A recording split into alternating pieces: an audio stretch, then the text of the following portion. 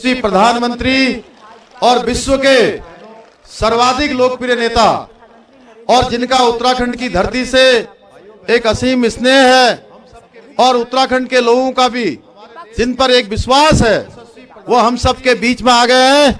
मैं एक बार आप सब से कहूंगा, करतल ध्वनि से तालियां बजाकर आप सब लोग उनका स्वागत करेंगे, अभिनंदन करेंगे। और उत्तराखंड के लोगों का भी नरेंद्र मोदी जी जिंदाबाद, माननीय पुष्कर सिंह धामी जी जिंदाबाद, माननीय पुष्कर सिंह धामी जी जिंदाबाद, स्वागत करेंगे। भारत माता की, भारत माता की, भारत माता की।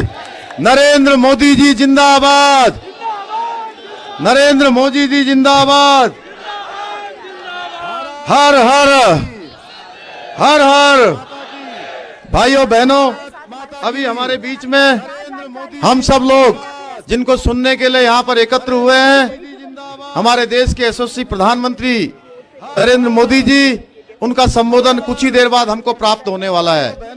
मैं आपसे, आप सबकी तरफ से उनका स्वागत करते हुए, अभिनंदन करते हुए कि अभी वो हम सबको संबोधित करेंगे, एक अंतिम बात कहते हुए कि अभी तक मैं आप सबके सामने जितनी सारी बातें मैंने आपको बोली हैं, आज मोदी जी के नेतृत्व में एक तरफ पूरा हिंदुस्तान आगे बढ़ रहा है, पूरा भारत आगे बढ़ रहा है, भारत का मान सम्मान और स्वाभिमान पूरी दुनिया के अंदर बढ़ रहा है। भाइयों बहनों, आज कोई क्षेत्र नहीं बचा है, चाहे वो सड़कों का क्षेत्र हो, चाहे वो हवाई सेवाओं का क्षेत्र हो, या रेल सेवा का क्षेत्र हो, या स्वास्थ्य सेवाओं का क्षेत्र हो, चाहे वो हरिद्वार में हमारा मेडिकल कॉलेज खुल रहा है, या ऋषिकेश में चलने वाला एम्स हो, या हमारे दूसरे वहां पर दूसरा एम्स उधम सिंह नगर में जो इसका शिलान्यास माननीय प्रधानमंत्री जी ने किया है। हर क्षेत्र में काम हो रहा है। और एक तरफ आज इस चुनाव में जो चुनाव आ रहा है भाइयों बहनों, उस चुनाव में एक तरफ काम करने वाले लोग हैं, जिन्होंने काम किया है, माननीय प्रधानमंत्री नरेंद्र मोदी जी के नेतृत्व में काम किया है। एक तरफ वो लोग हैं जिन्होंने देश की सत्ता पर 60 वर्षों तक शासन किया है और 60 वर्षों तक शासन करने के बाद केवल देश को गरीबी देने का काम किया है, हमेशा तुष्टीकरण की बात की है, हमेशा भेदभाव की बात की है, हमेशा गरीबों को दबाने की बात की है, कुचलने की बात की है। आज मोदी जी के नेतृत्व में आज हिंदुस्तान के अंदर हर क्षेत्र में ऐसी योजनाएं बनाई जा रही है जो गरीबों के लिए बनाई जा रही हैं, आम आदमी के लिए बनाई जा रही है, सामान्य आदमी के लिए बनाई जा रही हैं। एक तरफ आज प्रधानमंत्री मोदी जी के नेतृत्व में ये सब काम हो रहे हैं, और दूसरी तरफ केवल कारनामे करने वाले लोग, जिन्होंने अपने समय में कोई काम नहीं किया है, आज वो बड़ी बड़ी बातें करते हैं, जिनके परिवार के लोगों ने इस देश के अंदर 55 वर्षों तक और 60 वर्षों तक शासन किया है। आज मोदी जी जिस प्रकार की कार्य संस्कृति और कार्य व्यवहार इस देश के अंदर लाए हैं, जो कर्म नहीं करते थे भाइयों बहनों, वो भी कर्म करने के लिए मजबूर हो रहे हैं। जो धर्म की बात नहीं करते थे, जो धर्म की बात नहीं करते थे, आज वो भी टीका चंदन लगाने के लिए और गंगा आरती करने के लिए मजबूर हो रहे हैं। भाइयों बहनों, मैं किसी धर्म विशेष के खिलाफ नहीं हूं, मैं कभी नहीं बोलता हूं, लेकिन भाइयों बहनों, एक तरफ जहां मोदी जी के नेतृत्व में आज प्रदेश के अंदर हो या देश के अंदर हो, अस्पताल खुल रहे हैं, स्कूल बन रहे हैं, बड़े बड़े स्टेशन बन रहे हैं, बड़े बड़े हाईवे बन रहे हैं, बड़े बड़े रेलें चल रही है, रेलवे स्टेशन बन रहे हैं, हवाई अड्डे बन रहे हैं, देश का विकास द्रुत गति से, तेज गति से हो रहा है। और दूसरी तरफ हमारी कांग्रेस पार्टी, उस पार्टी का यहाँ पर घोषणा पत्र जारी होता है, और घोषणा पत्र जब वो जारी करते हैं तो घोषणा पत्र में वो किस बात को कहते हैं? वो कहते हैं कि हम सरकार में आएंगे तो मुस्लिम यूनिवर्सिटी बनाएंगे। भाइयों आप सोचिए, आप उत्तराखंड की जनता जो देवभूमि है हमारी, माँ गंगा का प्रदेश है, यमुना का प्रदेश है, 4 धामों का प्रदेश है। मैं कहना चाहता हूं कि आपका एक एक वोट आने वाली 14 फरवरी को इनके जो गहरे नापाक इरादे हैं, ये खराब इरादे हैं, उत्तराखंड को गर्त में ले जाने वाले इरादे हैं, देवभूमि को कलुषित करने वाले इरादे हैं। आपका एक एक वोट इन पर गहरी चोट करेगा। इसलिए मैं आप सबसे निवेदन करने के लिए आया हूं कि 14 फरवरी के दिन आप सब लोगों ने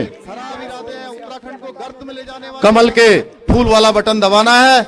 सभी नातेदारों को, रिश्तेदारों को, मित्रों को प्रातः काल से ही उन सबसे निवेदन आज से ही करना है 14 फरवरी का दिन ज्यादा दूर नहीं है।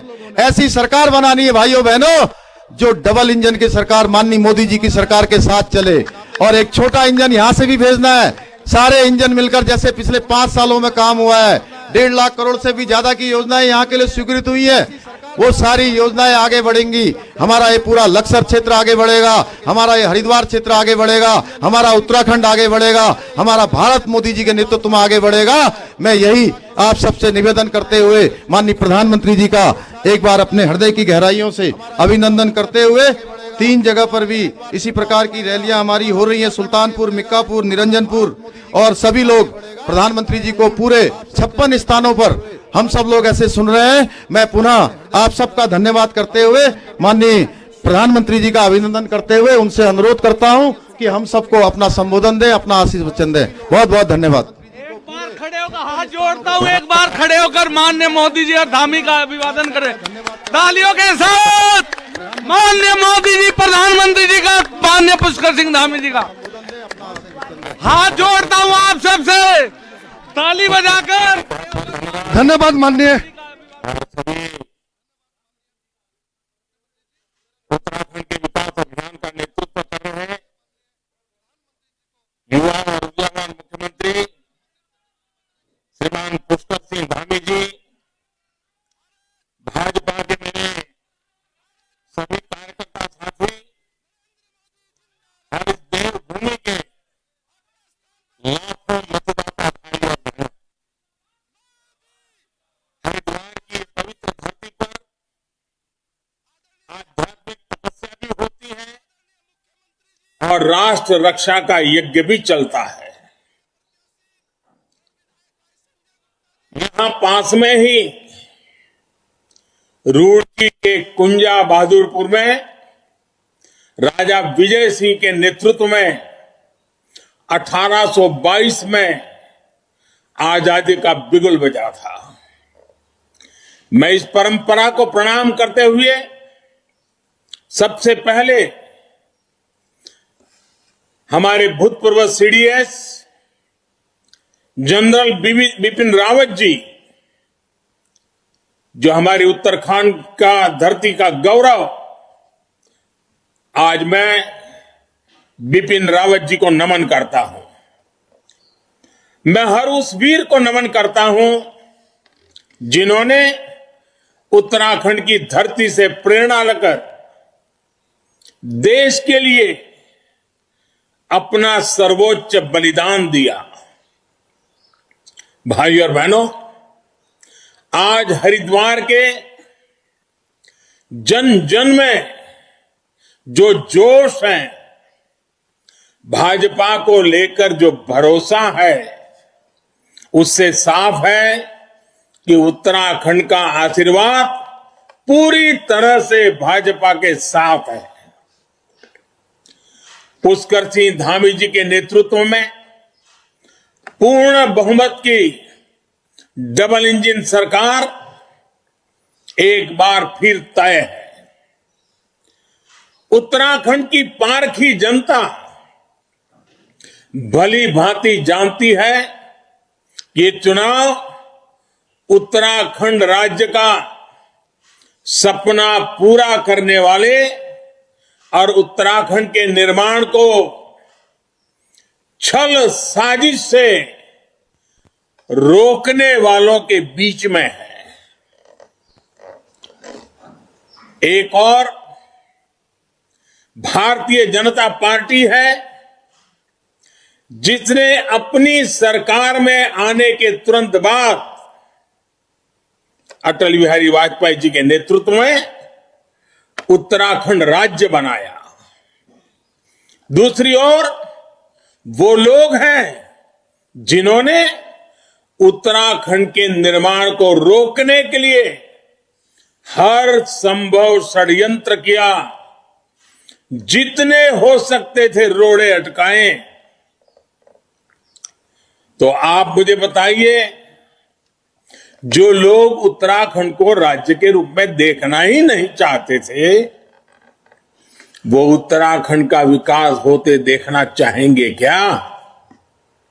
जो लोग उत्तराखंड के सपनों को इसलिए मारना चाहते थे ताकि उनकी विरासत चलती रहे। वो अब आपके संसाधनों की लूट बंद कर देंगे क्या? उनके कारनामे बंद करेंगे क्या? क्या वो कभी सुधरे हैं क्या? आप जानते हैं कभी नहीं सुधरेंगे, क्योंकि उत्तराखंड हमारे आपके लिए तो देवभूमि है, लेकिन ये लोग उत्तराखंड को अपनी तिजोरी समझते हैं, अपना एटीएम समझते हैं। ईश्वर ने जो प्राकृतिक संपदा इसे दी है, जो संसाधन दिए हैं, उन्हें ये लोग लूटते रहना चाहते हैं, अपनी जेबें भरते रहना चाहते हैं। यही उनकी मानसिकता है। लेकिन देवभूमि की देव्य तुल्य जनता ने यह तय कर लिया है कि अब इन्हें मौका नहीं मिलने वाला है। ये पुण्य प्रदेश अब इन्हें भ्रष्टाचार का पाप नहीं करने देगा। साथियों, कुछ लोग ऐसे होते हैं जो खुद तो कुछ अच्छा नहीं करना चाहते और कोई दूसरा अच्छा काम कर दे तो उनके पेट में दर्द होने लगता है। उत्तराखंड को लेकर कांग्रेस पार्टी का यही रवैया रहा है। इनकी इच्छा के खिलाफ उत्तराखंड बन गया तो ये आज तक उससे अपनी भड़ास निकाल रहे हैं। इन्होंने उत्तराखंड को पीछे धकेलने के लिए देश की सुरक्षा तक को ताक पर रखने में संकोच नहीं किया।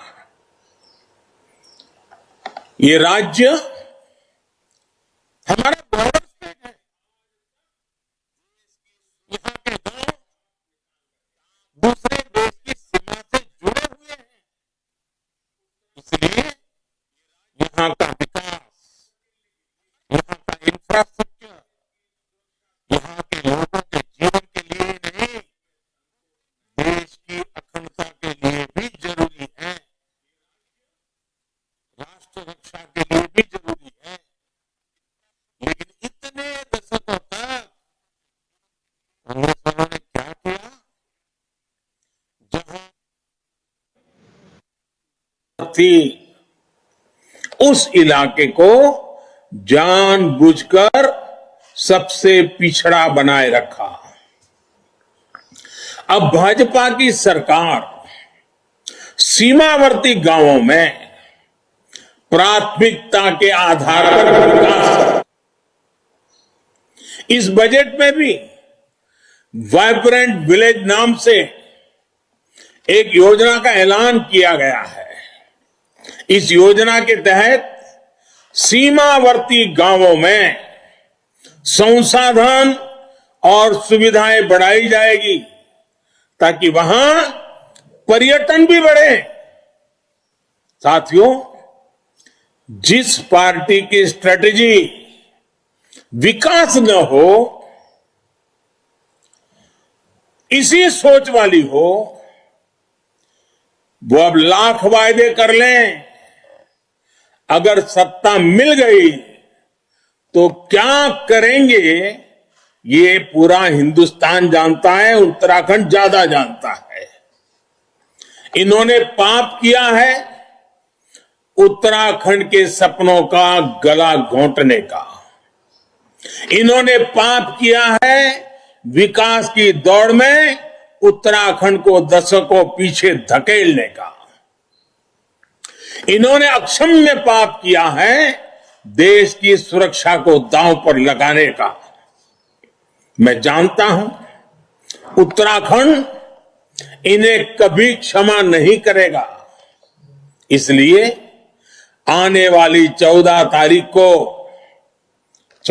फरवरी को कांग्रेस के गुनाहों को याद करते हुए ही भारतीय जनता पार्टी के कमल के लिए मतदान करना है। साथियों, डबल इंजन की सरकार, इन सरकार के होने से चीजें कैसे बदलती हैं, विकास पर लगे हुए ब्रेक कैसे हटते हैं, इसका बहुत बड़ा उदाहरण ऋषिकेश कर्णप्रयाग रेल लाइन है। ऋषिकेश कर्णप्रयाग रेल लाइन का काम 1 दशक पहले शुरू होना था, लेकिन पिछली ब्रेक वाली सरकार ब्रेक पर ब्रेक ही लगाती रही। 2011 से 2014 तक उनकी यहां भी, भारत सरकार में भी उनकी सरकार थी, केंद्र में और राज्य में दोनों सरकारें उनकी थी, यानी डबल ब्रेक वाली सरकार। डबल ब्रेक वाली सरकार द्वारा इन 3-4 सालों में इतने बड़े काम के लिए केवल 4 करोड़ रुपए खर्च किए गए, केवल 4 करोड़। 2014 में जब केंद्र में आपने मुझे सेवा करने का अवसर दिया, हमारी सरकार आई, तो एक ब्रेक हमने हटाया। हमने ऋषिकेश कर्णप्रयाग रेल लाइन के लिए प्रयास शुरू किए, लेकिन दिल्ली से हम जोर लगाते थे, देहरादून से ब्रेक लगा दिया जाता था। 2017 में जब देहरादून में डबल इंजन की सरकार आई, उसके बाद से करीब 5,500 करोड़ रुपए खर्च किए जा चुके हैं। आप कल्पना कीजिए, ये ब्रेक लगाने वालों ने 4 करोड़ खर्चा और 2 इंजन लग गए, डबल इंजन लग गए, तो 5,000 करोड़ लग गया। जल्द ही पहाड़ों पर रेल का ये बड़ा काम पूरा हो जाएगा। 4-4, 5-5 पीढ़ी ने इंतजार किया है। 5-5 पीढ़ी के इंतजार का उन सपनों को पूरा करने के लिए हम लगे हुए हैं। इसी तरह दिल्ली देहरादून हाईवे का काम भी अटल बिहारी वाजपेयी जी की सरकार के समय 2000 में शुरू हुआ था, जब ये राज्य जन्मा था, लेकिन कांग्रेस सरकार ने उसे लटकाकर छोड़ दिया। यूपी से क्लियरेंस न मिलने का बहाना बनाया गया, जबकि केंद्र में इनकी सरकार और यूपी में उनके भागीदारों की सरकार थी। ये काम भी तब भी पूरा हुआ, ये काम तब पूरा हुआ जब भाजपा की डबल इंजन सरकार आई। ये ब्रेक लगाने वाले फिर से मौके की तलाश में बैठे हैं, लेकिन अब उत्तराखंड को गति चाहिए, उत्तराखंड को प्रगति चाहिए, उत्तराखंड को लगातार डबल इंजन की सरकार चाहिए। साथियों, हरिद्वार का नाम ही हरि का द्वार है, यानी श्री हरि का द्वार, और जहां भगवान हरि है वहीं लक्ष्मी जी जाती है, यानी प्रगति समृद्धि भी वहीं से होकर जाती है। ये क्षेत्र उत्तराखंड को दिल्ली और देश के दूसरे हिस्सों से जोड़ता है। यहां उद्योग की, पर्यटन की, रोजगार की अपार संभावनाएं हैं। हरिद्वार में स्थापित उद्योग पूरे उत्तराखंड के विकास को आगे बढ़ा रहे हैं। इसलिए हमारी डबल इंजन की सरकार ने हरिद्वार, देहरादून और इस पूरे क्षेत्र में विकास को तेज गति से आगे बढ़ाने का काम किया है। दिल्ली देहरादून के बीच बन रहा एक्सप्रेसवे यात्रा के समय को घटाएगा, नए उद्योगों को यहां आने का रास्ता देगा। हरिद्वार के उद्योगों को तो इससे बहुत बड़ा फायदा होगा। हमारी सरकार ने जौली ग्रांट एयरपोर्ट पर एक नया टर्मिनल भी शुरू किया है। इससे यहां आने वाले पर्यटकों की संख्या बढ़ेगी, पर्यटन से होने वाला लाभ बढ़ेगा। केंद्र सरकार देश में वाटरवेज को विकसित कर रही है। गंगा में अब शिप चल रहे हैं, जहाज चल रहे हैं। इसका बहुत बड़ा फायदा हरिद्वार और पूरी गंगा बेल्ट को होगा। हरिद्वार में रिंग रोड के लिए 1,500 करोड़ रुपए की मंजूरी दी गई है। सैकड़ों करोड़ रुपयों की लागत से ऋषिकेश रेलवे स्टेशन का आधुनिकीकरण किया गया है। ऐसे कितने ही काम हैं जो इस समय तेजी से आगे बढ़ रहे हैं। साथियों, हमारे लिए उत्तराखंड का विकास, यहां की सेवा हमारे लिए ये पुण्य का काम है, पवित्र कार्य है। इसलिए हम उत्तराखंड और हरिद्वार के लिए काम करते हैं, जी जान लगाकर काम करते हैं, पवित्र मन से काम करते हैं, जबकि वो हरिद्वार नहीं, गरद्वार और परिवार के लिए काम करते हैं। हम सत्ता में आए तो हमने मां गंगा की सेवा और स्वच्छता के लिए नमामि गंगे अभियान शुरू किया। आज मां गंगा निर्मल हो रही है, लेकिन जब ये सत्ता में थे तो इन्होंने क्या कृत्य किए थे? इन्होंने इसी हरिद्वार में हरि की पैड़ी पर मां गंगा को नहर घोषित कर दिया था। क्या दुनिया में कोई कल्पना कर सकता है? दुनिया की सबसे विख्यात नदियों में से एक गंगा को कोई नहर घोषित कर दें ताकि खनन और लूट माफिया अपना खेल खेल सके। झूठ और लूट का इतना बड़ा षड्यंत्र, इतना बड़ा पाप, ये इनकी कारनामे है, इनकी कारस्तानी है। हमारी सरकार ने इनके इस फैसले को पलटाकर गंगा को लूटने का यह खेल बंद किया, जिसको देवभूमि की पवित्रता में, यहां की संस्कृति में जरा सी भी आस्था होगी, वो ऐसा करने का सोच भी नहीं सकता।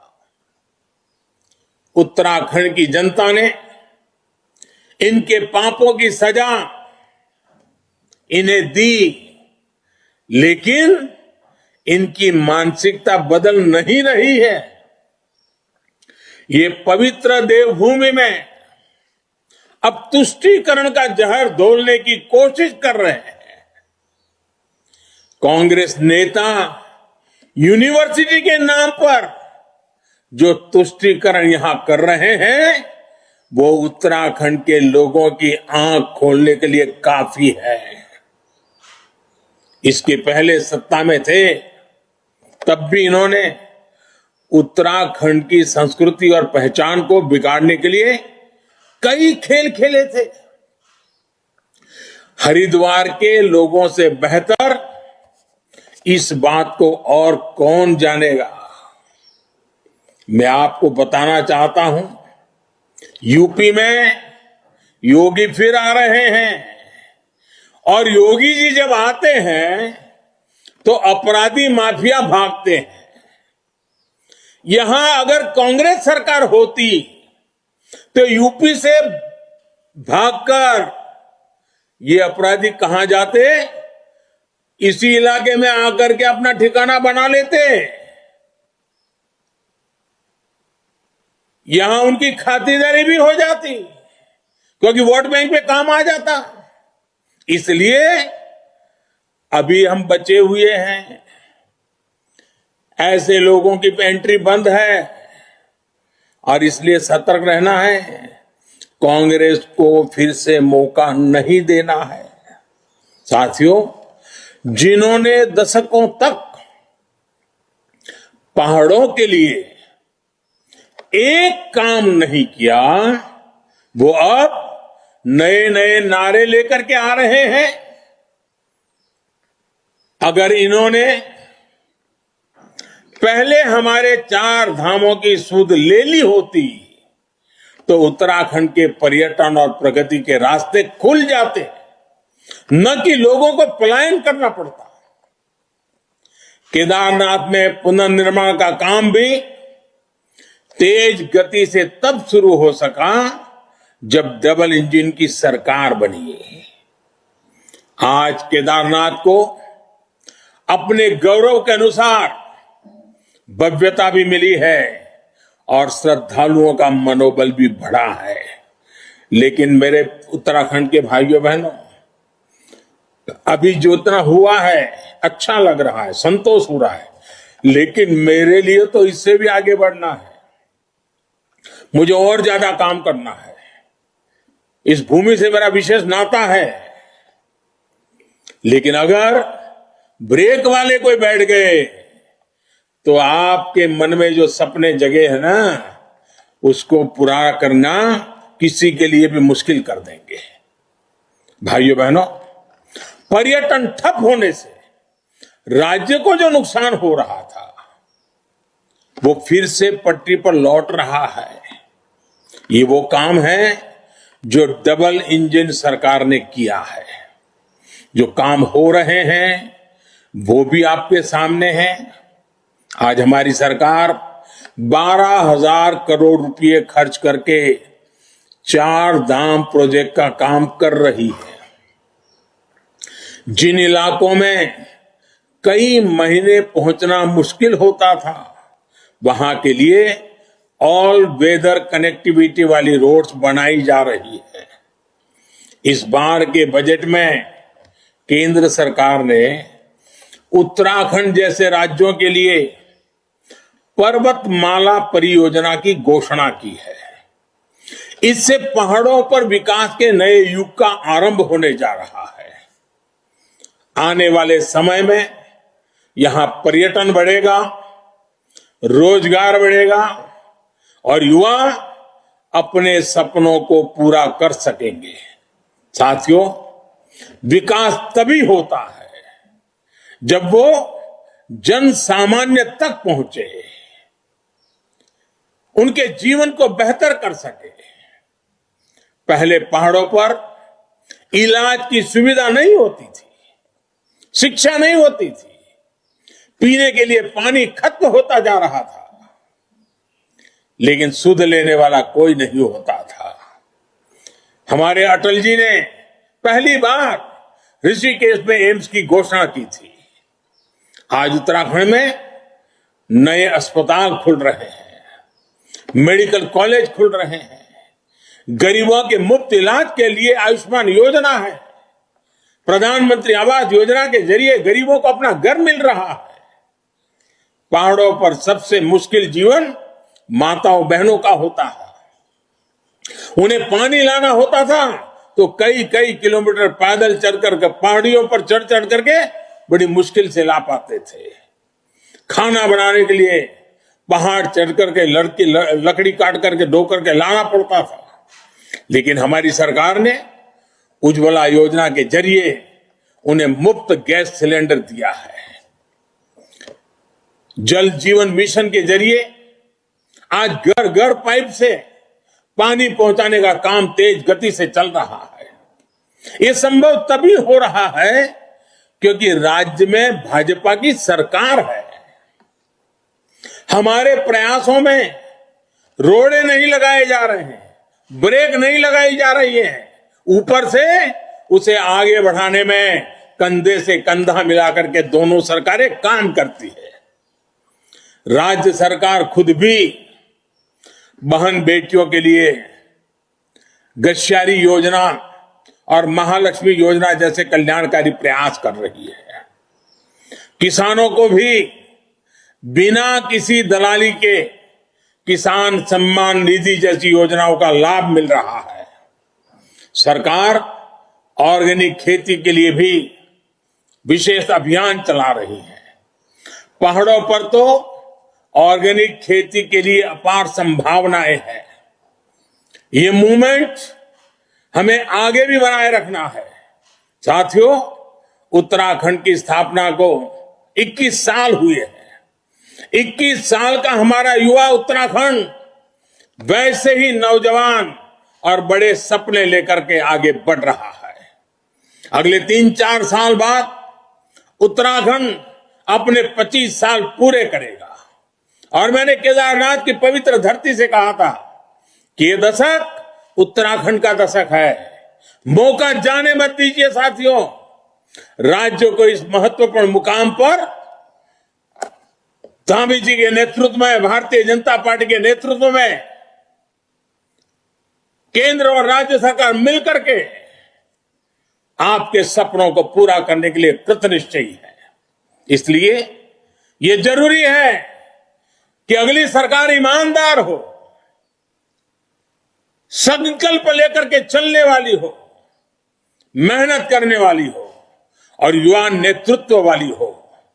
मैं आपको भरोसा देता हूं, पुष्कर सिंह धामी जी के नेतृत्व में बीजेपी आपको तेज विकास करने वाली सरकार देगी। 14 तारीख को आप जब वोट देने जाएं तो उत्तराखंड के अतीत और भविष्य का जरूर सोच करके जाएं। मुझे उत्तराखंड पर पूरा भरोसा है। यहां के क्षमतावान मतदाताओं पर पूरा भरोसा है। यहां की माताओं बहनों के सामर्थ्य पर मेरा भरोसा है। इसी के साथ मैं अपने शब्दों को विराम देता हूं। आप सब हाथ उठा करके मेरे साथ भारत मां का जयकारा करें। दोनों हाथ ऊपर करके भारत माता का जयकारा करना है। भारत माता की, भारत माता की, भारत माता की। बहुत बहुत धन्यवाद।